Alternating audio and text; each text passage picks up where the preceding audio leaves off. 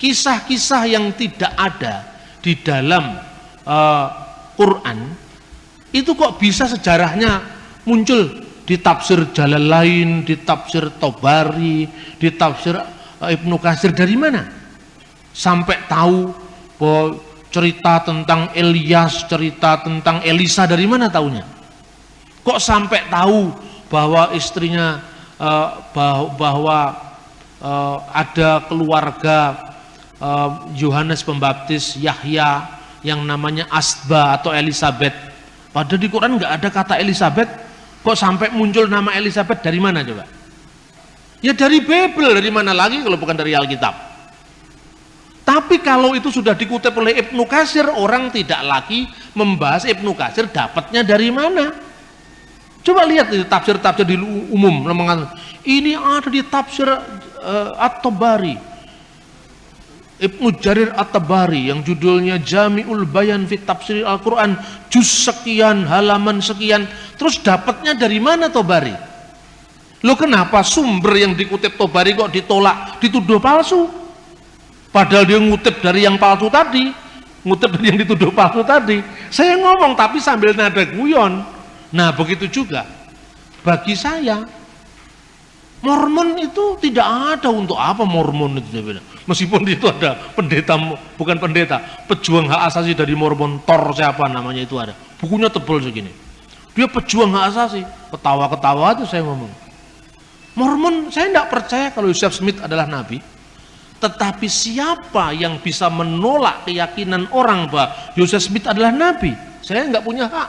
Yang punya hak adalah Tuhan. Nah Tuhan aja mengizinkan kok saya menolak. Biarkanlah lalang itu tumbuh sampai bersama gandum sampai waktu menuai, saya bilang itu. Pada awal-awal pertama, banyak orang-orang Kristen yang disewa oleh tentara pemerintah Islam. Sebagai apa? Administrator, penerjemah, tabib, dokter istana. Nah, orang-orang ini pintarnya pemimpin Islam sejak masa Harun Ar-Rasyid. Bergerubak-gerubak manuskrip didatangkan dari India, Persia, Yunani. Isinya matematika, geometri, geografi, fisika, kimia, semua diterjemahkan dalam bahasa Arab. Ada ambil alih teknologi ke dalam bahasa Arab, dan kemudian siapa yang menerjemahkan? Orang-orang Kristen.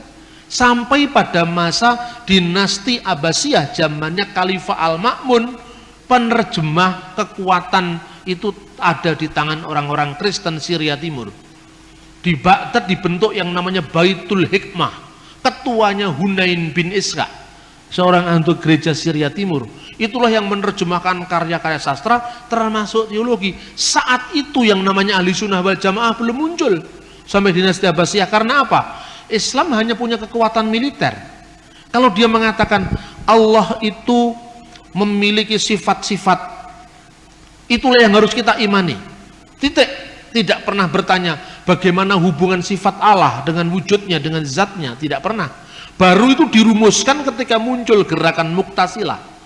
Karena pengaruh kuatnya filsafat Yunani, baru muncul Imam Asy'ari yang mengatakan asifatul laisatil dzat walahiyya ghairuha. Sifat Allah itu tidak sama dengan zatnya, tapi juga tidak beda dengan zatnya. Bagaimana itu? Bila kaifa la tasbih. Kita hanya bisa menyembahnya, mempercayainya, jangan bertanya bagaimana. Nah, itu mungkin yang melatar belakangi ojo kakean takon dosa itu. Bila kaifa la tasbih. Ya toh? Kalau kita lihat nama Isa itu sudah berbeda dengan nama standar di teks-teks Arab. Di dalam teks bahasa Arab, kebanyakan dalam Injil bahasa Arab tidak dikenal kata Isa. Yang dikenal kata Yeshua. Yeshua Al-Masih, Yesus Kristus, bukan Isa Al-Masih. Dari mana ini kata Isa ini muncul? Ternyata itu dari Kristen Syria. Nah, Kristen Syria ini di dalam penerjemahan teks-teks Arab, dia tidak pernah menerjemahkan sampai hari ini menjadi Yeshua dalam teks Arab, ya. Tetapi Isa, misalnya beberapa biara ditemukan dengan nama Isaniyah, pengikut Isa. Itu tahun 571, sejaman dengan tahun kelahiran Muhammad. Kata Isa itu ternyata fonetik koresponden, perubahan bunyi. Dan itu tidak salah. Contohnya gini, saya sering ulang-ulang kata-kata ini. Orang Jawa tidak bisa ngomong huruf Ain, Abu Bakar, Umar, Utsman, Ali, tapi Ngabu Bakar, Umar, Ngusman, Ngali. Orang Sunda sulit untuk mengucapkan huruf F, ya, dia tidak bisa ngomong misalnya Arifin tapi Aripin. Orang Dayak juga begitu, Aripin. Orang Batak sulit untuk mengatakan huruf K di tengah, tegas. Maksud saya, kan orang Batak nggak ngomong maksud saya. Maksud saya tidak begitu, maksud saya, maksud bukan maksud. Ya kan? Tapi apa disalahkan? Itu kan pronunciation itu kan memang khas pembawaan dari masing-masing suku, masing-masing bahasa. Justru karena itu saya tahu kalau Anda orang Batak, karena tidak bisa ngomong maksud tapi maksud. Kalau disuruh ngomong sebetulnya bisa, tapi karena udah keenakan begitu. Orang Bali tidak bisa ngomong huruf D dan D, makanya sulit masuk Islam, kan nggak bisa ngomong dalika, dalika, kan orang Bali. Batuk nggak bisa, mesti batuk. Jadi sakit batuk, batukmu itu tidak ada bedanya, bener kan? Nah ini yang namanya fonetik koresponden. Orang bahasa serumpun pun begitu. Misalnya orang Arab menyebut dengan huruf, orang Yahudi menyebut dengan Yod, Yerusalem. Kok menjadi bahasa Urusalim? Tiba-tiba menjadi alif dan hamzah di atasnya. Kadang-kadang menjadi ain. Maka dalam konteks itu Yesua menjadi Iso, Isa. Seperti O panjang kadang-kadang menjadi A panjang, misalnya Shalom itu shin, shin bukan sin, shin. Shalom, shin, lamet, waw, mim. Jadi O-nya yang panjang bukan L-nya yang panjang. Shalom. Menjadi O yang panjang tadi menjadi A panjang, salam. Shinnya menjadi sin, jadi bukan shalom tapi salam. Shalom alaikum, assalamualaikum. A-nya yang panjang. Maka seperti shalom menjadi salam, iso menjadi isya. Seperti Yesaya menjadi Isaya, Yeremia menjadi Irmia, Yerusalem menjadi Urusalim, Yordan menjadi Urdun, maka Yesua menjadi Isa. Ini fonetik koresponden. Tapi bukti manuskripnya tidak ada Injil yang pernah memakai kata Isa. Kenapa di sini kok pakai kata Isa? Karena Islam mendasarkan tradisi lisan, bukan tradisi tertulis. Ini bukti lagi bahwa zaman Muhammad Injil belum diterjemahkan dalam bahasa Arab, kan begitu. Terus kemudian banyak teks-teks lain yang dipengaruhi bahasa Arab. Misalnya nama Yuhanna menjadi Yahya, itu Zahia. Dalam dialek Syria Barat Yuhanna, tapi ada beberapa dialek Syria Timur, Palestinain, Aramaik itu adalah Yahya. Zahia menjadi Yahya. Kemudian muncul lagi kata-kata kalau Abraham menjadi Ibrahim, itu umum sekali. Seperti misalnya kata Nimrod menjadi Namrud, Ibrahim menjadi Ibrahim, itu dalam gejala bahasa namanya metatesis, ya, metatesis. Itu contohnya banyak. Nah, kemudian dari konteks perjanjian lama banyak narasi-narasi dari Talmud yang kemudian masuk mewarnai teks Islam, Al-Quran misalnya. Ibrahim dibakar tidak mempan dalam api. Dari mana sumbernya? Ternyata itu seorang rabi Yahudi abad kedua Masehi, ya, Pirkei Rabi Eliezer menerjemahkan Ur itu Ur menjadi Ur. Jadi di situ dikatakan Ani Adonai Asher Hoshetika me Urkasdim. Kejadian pasal 15. Akulah Tuhan yang telah mengeluarkan engkau dari Urkasdim. Itu firmannya kepada Abraham. Dibaca oleh Pirkei Rabi Eliezer, Ani Adonai Asyar Hosetika me Ur Kasdim. Akulah yang Tuhan yang mengeluarkan engkau dari api negeri Kasdim. Maka kemudian konteksnya Abraham dibakar tidak mempan. Itu sebenarnya tidak ada dalam teks. Itu karena kesalahan transmisi teks. Contoh yang lain misalnya, kisah tentang Sulaiman, Salomo yang memasuki Ratu Seba, yang dalam tradisi Yahudi abad kedua ketiga Masehi disebut Bilqis. Kemudian nama itu masuk dalam Al-Quran, Bilqis. Itu kemudian ketika Ratu Seba ini datang ke istananya Salomo, istana itu dibuat tempat duduknya, lantainya dari kaca. Nah, ketika dari kaca, kemudian Ratu Bilqis itu menyibakkan kainnya. Nah, kemudian di dalam cerita legenda sampai Salomo melihat bulu-bulu betisnya. Lah ini tambahan lagi yang pikiran-pikiran keras mendapat tempat di situ. Karena dia menyingkapkan kainnya. Di pikirnya itu adalah air, padahal itu adalah kaca. Nah, sebelumnya itu menggambarkan kehebatan Salomo itu digambarkan. Waktu itu pasukan burung-burung semua menghadap kepada Salomo. Kemudian Salomo ketika melihat memeriksa barisannya, ini dari sebuah komentar kitab Ester, tapi tradisi ekstra kanonik Yahudi, tradisi yang tidak resmi di kalangan Yahudi, yang tersebar dalam bentuk dongeng orang-orang Yahudi di Madinah saat itu. Digambarkan bahwa mana semua burung sudah hadir, semua makhluk sudah hadir, kecuali bulbul yang tidak hadir. Nah, di dalam teks tafsir Ester itu sebetulnya disebut ayam jantan yang tidak hadir. Tapi kemudian nggak tahu dalam konteks Al-Quran burung dengan ayam kan mirip. Lalu diartikan di situ bulbul. Bulbul di mana? Sulaiman sangat jengkelnya mau membunuh bulbul itu. Tapi tidak lama kemudian bulbul datang kasih laporan. Di muka bumi ini ada satu kerajaan yang belum tunduk pada Anda, yaitu kerajaan Seba. Ratunya seorang perempuan gini-gini. Nah, kemudian Seba pun akhirnya datang ke situ. Terus kemudian dalam itu menurut Targum Ester, ekstra kanonik. Tapi dalam Al-Quran ditambahi pasukan jin. Nah, Anda teliti bulbul itu kata apa? Pasti bukan bahasa Arab asli. Itu bisa dilacak. Kemungkinan itu beberapa ahli menduga itu dari unsur Ethiopia. Dan kenapa Ethiopia? Ethiopia pernah hubungan intens dengan Islam. Raja Negus al-Asyam itu dari sumber perjanjian lama.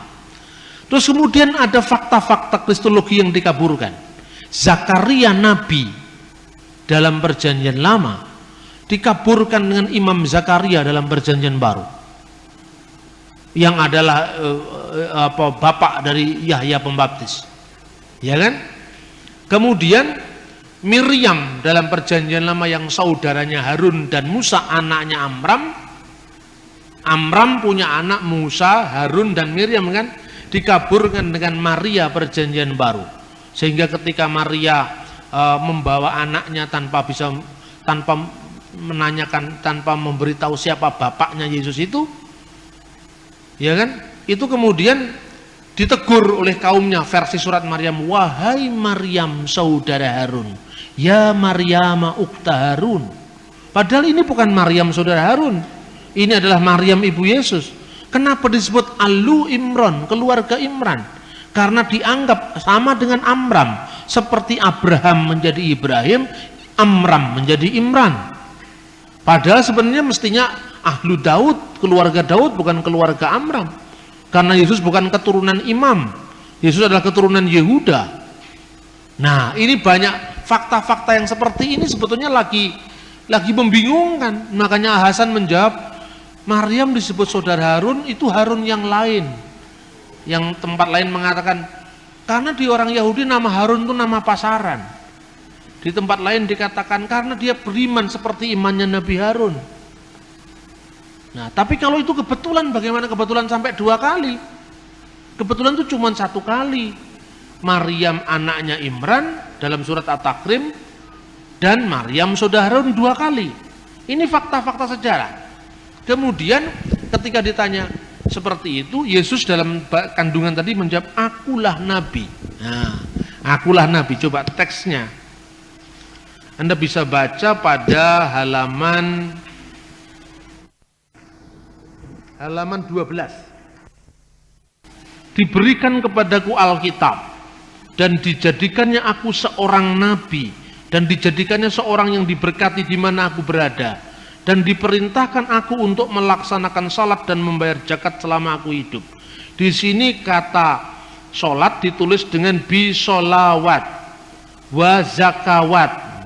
Tetapi ini kalau dibaca dalam teks standar menurut vokalisasi yang diberikan tradisi Islam. Tapi di sini biasanya kata salat dalam literatur hadis yang lebih mudah ditulis dengan shot lam alif tak marbutoh, bukan waw tapi tak marbutoh. Kenapa di sini solawat bukan solat? Pembacaan lain yang ditawarkan oleh orientalis bukan solawat bacaannya, tetapi selota, karena itu pengaruh bahasa Arab. Begitu juga zakawat, ini bacaan teks Islam, jamak dari kata zakat. Kalau dalam tradisi yang lebih muda, za, kaf, alif, tak marbutoh. Kenapa dibuat huruf waw di sini? Karena kemungkinan ini diambil dari bahasa Arab zekota, waw. Zekota menjadi zakat, zakawat, kemudian shilota menjadi sholat, sholawat. Ini pengaruh bahasa Arab.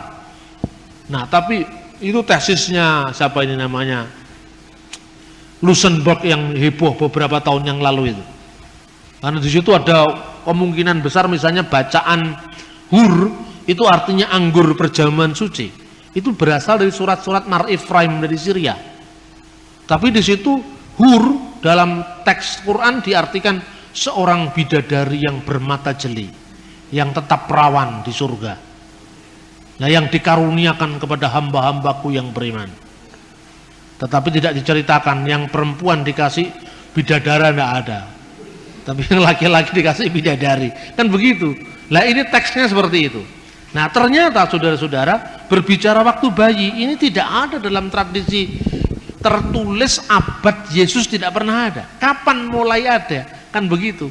Ini ternyata berasal dari buku yang judul Injil Tufuliyah, The Arabic Gospel of Infancy, Injil Tufuliyah. Dan buku ini baru muncul abad ke-7, terjemahan The First Gospel of Infancy dari bahasa Suryani, bahasa Syria, abad ke-4 dan abad ke-5 diterjemahkan dalam bahasa Koptik. Bunyinya seperti ini. Dalam buku Yusuf, imam besar yang hidup pada zaman Yesus, sementara orang menyebut Kaifas, disebutkan bahwa Yesus berbicara ketika masih dalam gendongan dan berkata kepada Maryam ibunya, wa qad qala, mana ini Yeshua takallama hainin kana fil mahdi wa qala li Maryam ummuhu ani anna al-masih ibnullah alladhi waladatni kama basyiru Jibril al-Malak wa abi arsalni liqalasil alam. Sesungguhnya aku ini anak Allah. Kata Ibnullah diislamkan menjadi Abdullah, hamba Allah, yang engkau lahirkan sesuai dengan kabar gembira dari malaikat Jibril. Yang engkau lahirkan sesuai dengan kabar gembira malaikat Jibril. Ini redaksinya persis dengan surat Maryam ayat 45. Ya Maryam, innallaha yubasyiruki. Kata basyara, bisyara, kabar baik. Yubasyiruki, telah memberikan kabar gembira kepadamu, bi kalimati minhu, dengan firman dari dia, namanya Al-Masih Isa putra Maryam. Yang memberitakan ini, idkholatil malaika, berkatalah malaikat. Dalam teks Injil Tufuliyah, sesuai dengan kabar gembira yang diberitakan malaikat Jibril. Terus kemudian kata ini tidak muncul karena tidak cocok dengan semangat Islam. Wa abi arsalni likalasil alam, dan Bapakku telah mengutus aku untuk keselamatan alam. Ini baru muncul kira-kira abad ke-4 dalam bahasa Syria, abad ke-5 dalam bahasa lain di bahasa-bahasa di Timur Tengah, lalu abad ke-7 dalam bahasa Arab. Kemudian membuat tanah jadi burung. Itu berasal dari Injil Thomas al-Israeli, sering dibaca dengan Bisharat Tuma al-Israeli. Digambarkan Yesus membuat tanah lalu ditiup menjadi burung, 12 burung merpati. Ini kemudian muncul dalam surat Ali Imran ayat 49, ya, surat Al-Maidah ayat 110. Ini Anda bisa membaca ketika dalam ayat halaman 14 tentang masa kanak-kanak Yesus ketika umur 5 tahun membuat mujizat tanah menjadi burung pada hari Sabat. Nah, kemudian tentang Tritunggal yang dipahami Triteisme itu juga bisa berangkat dari tradisi pagan Arab di Mekah. Nah, ini beberapa setting sejarah yang ternyata itu diambil dari literatur apokrifa. Nah, sekali lagi saya sampaikan kepada Anda, menyampaikan narasi seperti ini memang harus sangat hati-hati. Saya bisa ngomong begini di jaringan Islam liberal, tidak menjadi masalah. Tetapi saya akan mikir 2 kali kalau saya harus ngomong begini di forum-forum yang lebih lebih fundamentalis. Jadi saya lihat situasi.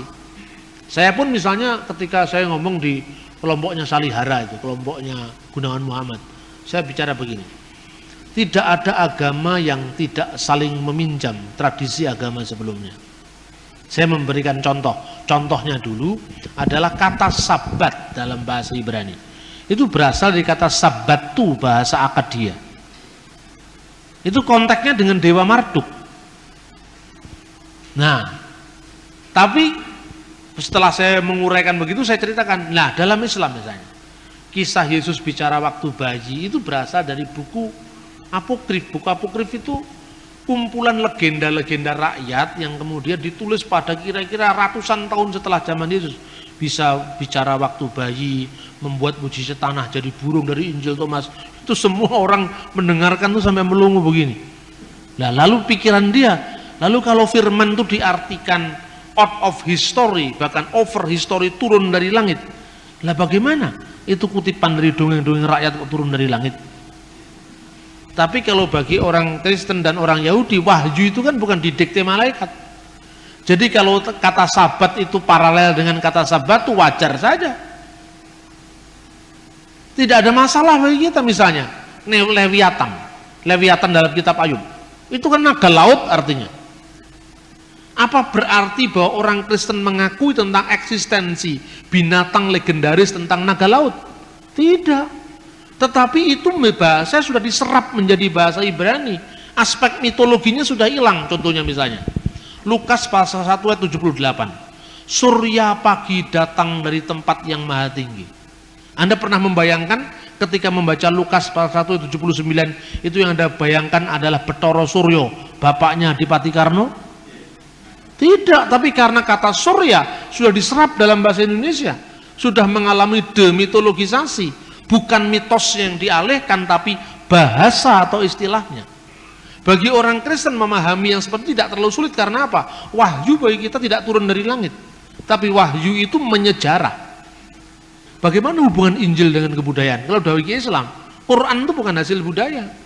Kalau Injil, bahasa yang untuk menulis Injil itu hasil budaya, tapi pesan-pesan teologisnya itu dari surga. Surga kan tidak ada bahasa tertentu. Bahasa yang dipakai oleh kitab Injil, Taurat, semua kan bahasa manusia. Terus saya mau tunjukkan bahwa ada kontekstualisasi yang sangat indah antara budaya lokal dengan pesan-pesan ilahi. Contohnya, Alkitab sering menyindir dengan bahasa-bahasa plesetan. Mungkin tidak pernah ada yang neliti fungsi bahasa plesetan dalam Alkitab. Pernah? Ada di Alkitab. Saya bisa mau tunjukkan kepada Anda. Contohnya, ketika Alkitab mengekspos Menara Babel. Waktu itu bahasa seluruh muka bumi ini satu adanya. Nah, lalu mereka ingin mencapai Tuhan dengan mendirikan menara, gitu? Untuk apa? Karena dengan menara itu dia akan lewat bab L. Itu kan sindiran terhadap agama pagan Babel. Dengan kekuatan sendiri mau mencapai yang namanya pintu ilahi. Bab itu pintu, L itu ilah, pintu dewa. Nah, manusia sudah membangun menara itu, akhirnya oleh Tuhan diporak-porandakan dengan pluralisme bahasa. Akhirnya mereka kacau balau, bukan Babel yang didapat, tapi Balel yang didapat.